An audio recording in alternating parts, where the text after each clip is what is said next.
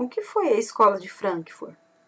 Entenda o papel da indústria cultural e da teoria crítica. No vídeo de hoje, mais um episódio da série O Cristão e as Ideologias. Um povo que não conhece a sua história está condenado a repeti-la.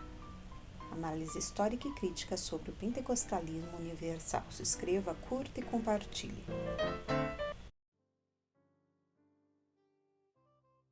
A Escola de Frankfurt está inserida no contexto histórico do século XX.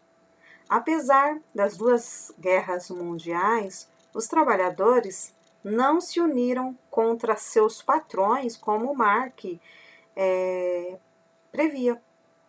Além disso, devido à Revolução Russa, as discussões sobre a implementação de regimes socialistas se fortaleciam. A queda do Muro de Berlim não significou o fim das ideias socialistas. Ao contrário, seu aparente fim serviu para estas ideias fortalecerem-se no Ocidente. Não há dúvida de que os Estados Unidos venceram militarmente, mas a verdade é que o povo americano entregou sua cultura ao inimigo. Todavia, antes de entender o que foi a Escola de Frankfurt, é preciso retomar o socialismo tal qual Marx o concebeu, um aspecto da filosofia de Hegel e as principais características da cultura ocidental.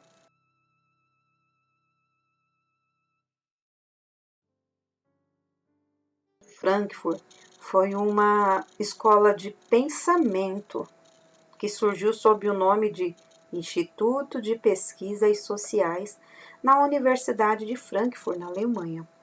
Então, desde o princípio, ela foi criada com a finalidade de destruir a cultura ocidental, atacando o capitalismo, a dimensão religiosa da vida e a tradição clássica.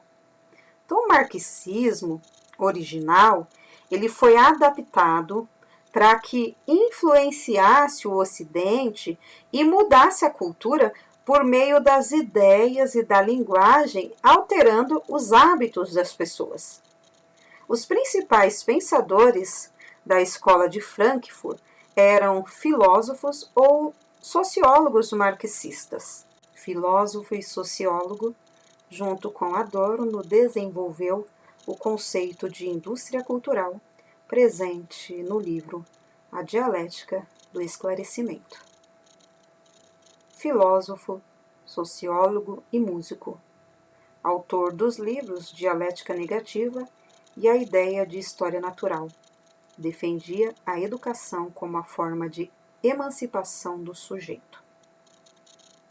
Filósofo, sociólogo e economista, foi cofundador do Instituto para a Pesquisa Social de Frankfurt e seus trabalhos mais proeminentes estudaram as relações entre capitalismo e Estado. Sociólogo e filósofo, decidiu-se a apontar as relações entre capitalismo e sexualidade, bem como as questões que envolvem raça e exclusão social. Psicanalista, filósofo e sociólogo, utilizou bases do pensamento marxista aliadas aos elementos da psicanálise. Em seus trabalhos, ele analisava as relações sociais, a família e outros elementos que interferem na formação da pessoa. Filósofo e sociólogo, integrou a segunda geração da Escola de Frankfurt. Seus trabalhos eles analisam as relações entre política, comunicação, linguagem e discursos. As ideias desses teóricos permanecem vivas nos dias de hoje, sobretudo nas universidades e nas grandes mídias de comunicação. A partir do ensino acadêmico e da formação de novos profissionais, as ideias frankfurtianas permeiam a cultura. Esses pensadores desenvolveram o marxismo cultural, uma vertente já existente das ideias de Marx. Antônio Gramsci vira na União Soviética os limites da teoria marxista. Então foi quando ele entendeu que era preciso mudar a cultura para implantar nas pessoas a mentalidade socialista. Então, a ele, a Gramsci, deve-se o marxismo cultural. Entretanto, restava ainda a necessidade de estudar como implantá-lo na mentalidade das pessoas. Em 1923, Félix Weil, filântropo e acadêmico alemão de origem argentina, fundou o Instituto de Pesquisa Social na Universidade de Frankfurt. Ele fundou conjuntamente com George Lukács, um filósofo marxista. A função do Instituto era estudar a civilização ocidental para entender como destruí-la. Então, efetivamente, sua fundação ocorreu no dia 22 de junho de 1924, colocando em prática o que no ano anterior eram apenas ideias. 6 anos mais tarde, em 1930, outro teórico marxista assumiu o cargo de diretor da Escola de Frankfurt. O nome dele é Marx Horkheimer, do qual a gente vai falar ainda um pouquinho sobre, tá? Em 13 de março de 1933, o Instituto Frankfurtiano foi fechado pelo governo prussiano na ausência de seus diretores, Marx e Frederick. Então, alguns meses mais tarde, o edifício foi expropriado e cedido para a utilização da Liga Estudantil Nacional Socialista. Já na década de 40, durante a Segunda Guerra Mundial, muitos integrantes judeus da Escola de Frankfurt transferiram-se para Genebra, na Suíça, Paris, na França e Nova York, Estados Unidos. Então, a mudança compulsória que sofreram foi ocasião para a difusão de suas ideias em outros países. Tratando-se de uma escola de análise e pensamento filosófico, o objetivo da Escola de Frankfurt foi, como eu já disse, destruir a cultura ocidental a partir de uma ótica marxista. Fundamentalmente, os pensadores de Frankfurt desenvolveram 2 importantes conceitos, veja bem. Primeiro, a teoria crítica e a indústria cultural. Ambos, esses 2 conceitos precedentes envolvem ideias filosóficas com finalidades sociais.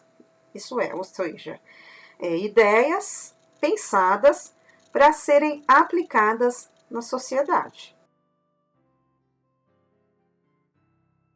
Os principais pensadores da Escola de Frankfurt reconheceram que a teoria marxista tradicional não podia explicar o desenvolvimento das novas sociedades capitalistas nem impedi-las.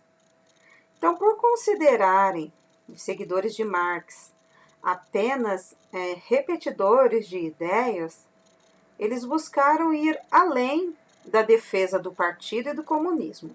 Então, somou-se a isso a percepção que tiveram, assim, a revolução não iria atingir o sucesso pleno e mundial que Marx descrevera. Ao menos não conseguiria pela violência, se fosse causada por guerrilhas ou por governos ditatoriais. O marxismo original foi complementado com a psicanálise freudiana. Então, a filosofia existencialista e a filosofia da linguagem. Então, a própria ideia positivista ela foi desacreditada.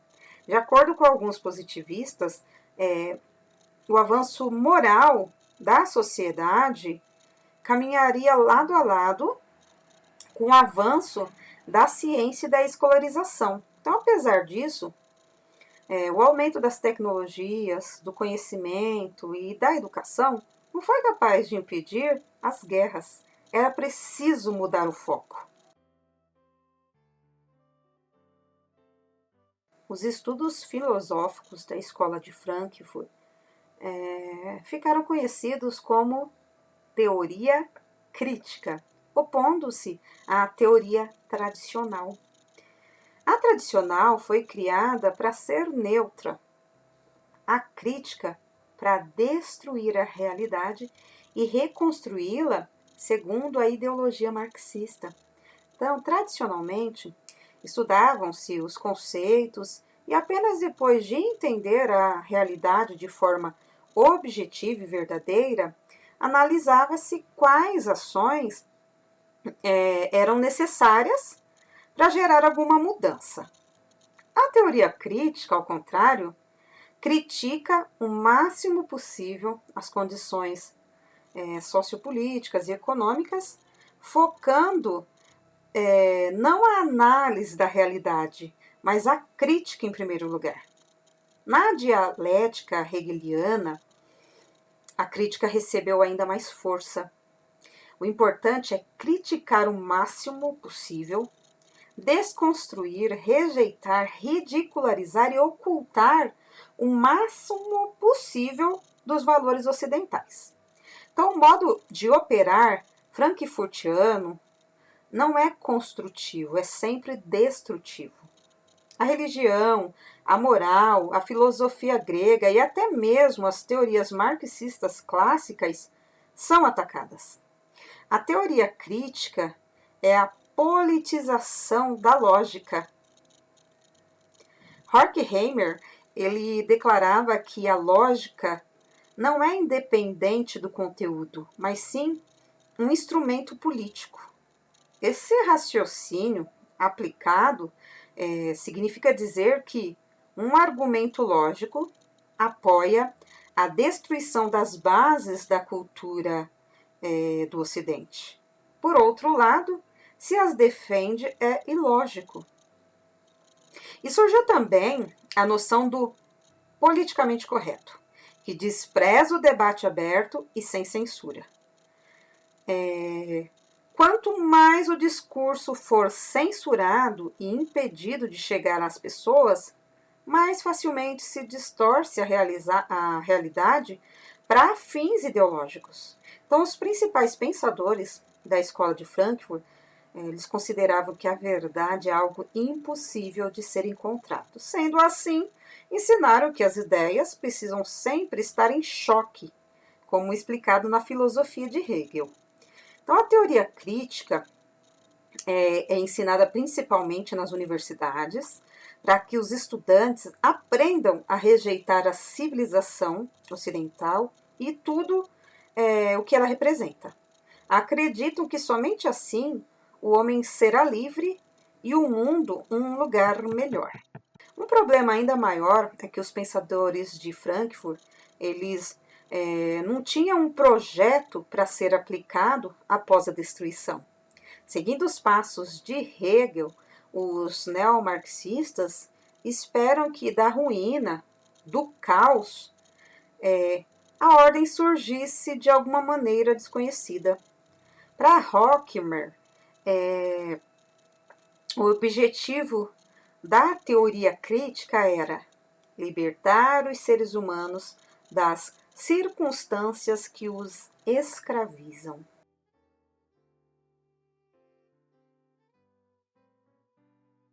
De acordo com a teoria formulada na Escola de Frankfurt, a sociedade está permeada de uma lógica proposital que cria um padrão artístico e cultural, da mesma forma que uma fábrica produz seus bens em uma esteira de produção.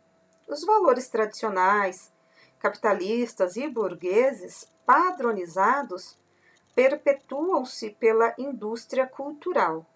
Tudo que é produzido destina-se a sustentá-los. Então, as relações trabalhistas consolidadas assim por anos, somadas aos meios de comunicação, dizem os frankfurtianos, manipula a população sem que esta perceba.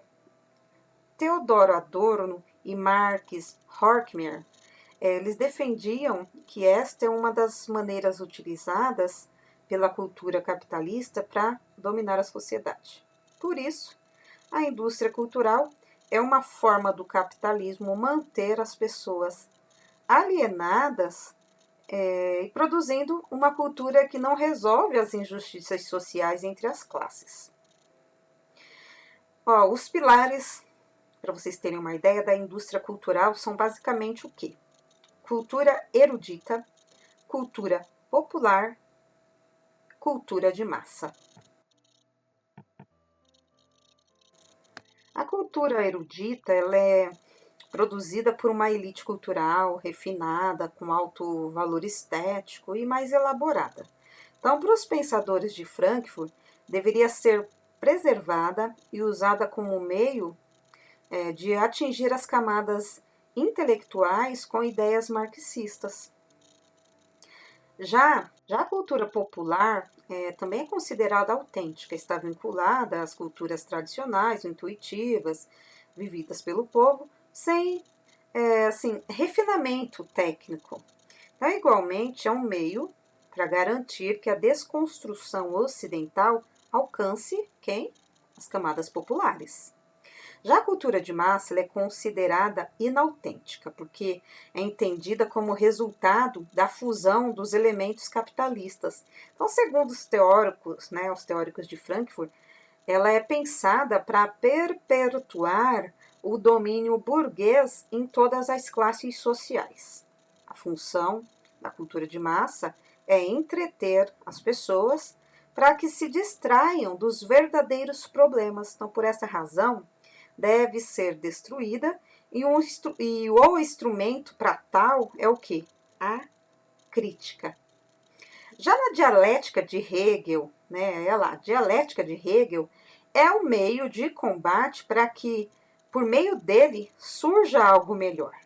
Na escola de Frankfurt, considera-se que os trabalhadores não se uniram contra aqueles que os oprimiam, porque estavam embebecidos da cultura de massa que os impediu de lutar.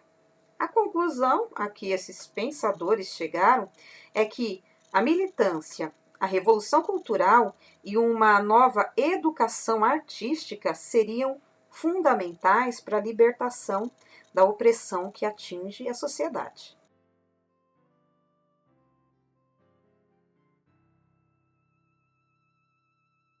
Bem, pessoal, eu vou falar para vocês, então, as principais características da escola de Frankfurt. Influência marxista, com reformulações da psicanálise, linguística e existencialismo. Uma outra característica também da escola de Frankfurt é inspiração de teóricos marxistas como Marx, Gramsci, Sartre, Hegel, Freud, Lukács, Kant e Weber. A finalidade, como eu já falei, é a destruição da cultura ocidental. Também uma oposição ao sistema capitalista, ao cristianismo, à filosofia grega e ao direito romano. Instrumentalização da ciência para uso ideológico, relativismo, difusão do pensamento crítico pelas mídias, livros, escolas e universidades. A adoção do hegelianismo que busca o poder criativo do mal. Libertação do ser humano pelo prazer, educação, arte, militância e revolução cultural. Adesão ao antipositivismo, anticonservadorismo, teoria crítica e indústria cultural. E, por fim, tática de alteração da cultura de forma não imediata, mas lenta e gradativa ao longo de gerações. São essas algumas das características da Escola de Frankfurt.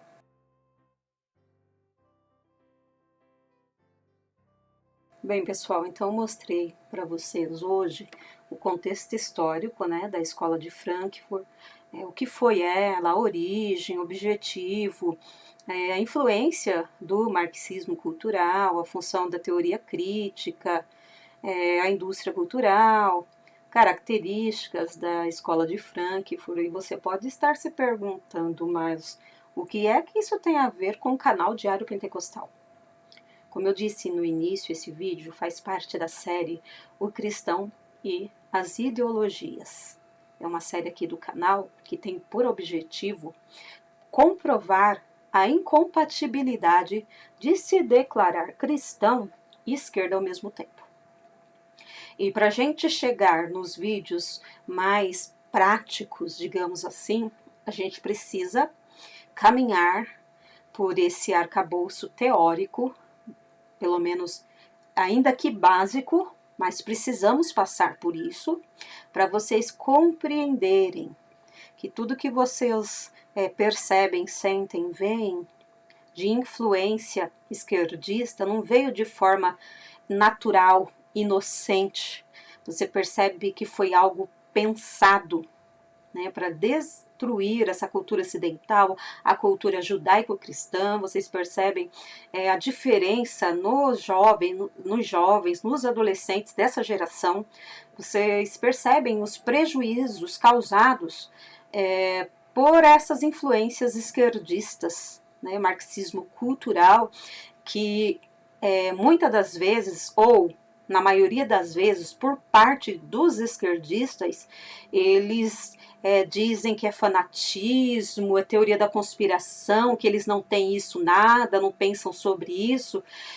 Daí a importância, por isso que eu trouxe aqui, para vocês verem que eles acusam as pessoas que não são de esquerda de serem fanáticos, isso para ridicularizar, né, desacreditar essa ideologia, esse posicionamento de direita. Então, essa é a intenção de passar esses vídeos inicialmente teóricos sobre ideologias, para nos próximos vídeos a gente colocar isso na prática, no dia a dia. Eu vou trazer exemplos para vocês de influência marxista no dia a dia da igreja, que isso infiltrou nas nossas igrejas, talvez por ignorância, talvez por concordar com elas. Alguns ministros, pastores, permitiram que essa ideologia adentrasse os muros da igreja. Então é sobre isso que a gente vai falar. Não perca os próximos vídeos.